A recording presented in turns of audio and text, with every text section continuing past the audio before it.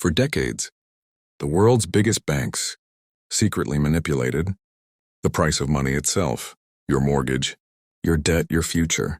It was called LIBOR. Welcome to the Financial Historian Plan, where money, power, and history collide, and nothing is ever as simple as it seems. For years, the most powerful number in global finance wasn't a stock, a bond, or a government policy. It was something few outside the industry had ever heard of: the London Interbank offered rate, or LIBOR.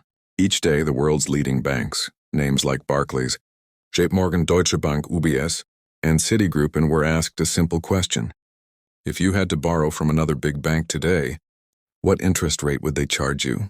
Every morning, these banks submitted their answers, numbers that supposedly reflected real borrowing costs. The highest and lowest submissions were thrown out, and the remaining were averaged. That average became the official LIBOR rate, the benchmark that determined interest rates on everything, from home loans to corporate debt, affecting hundreds of trillions of dollars worldwide. It seemed simple.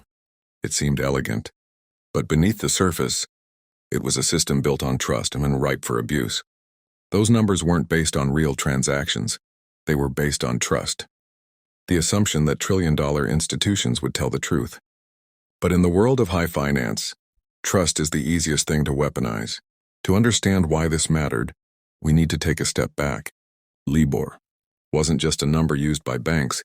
It was the benchmark for almost everything. More than $350 trillion in financial contracts around the world were tied to it. Corporate loans, student loans, mortgages, credit cards, even government bonds.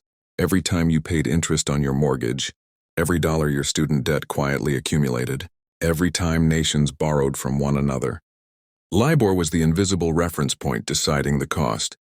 It was the heartbeat of the global financial system, a number so deeply embedded that even economists called it the world's most important rate. And yet this entire system, this vast web of global finance, rested on nothing more than a handful of banks, guessing what they thought borrowing might cost that day. It was like letting students grade their own exams, and then paying them bonuses based on how high they scored. At first, it all seemed to work. The system looked stable, efficient, and self-regulating. A perfect reflection of market trust. But inside the world's biggest banks, a quiet realization began to spread. If even a tiny tweak in that daily number could shift trillions of dollars, then whoever could influence it held real, invisible power. And in finance, power is never left unused.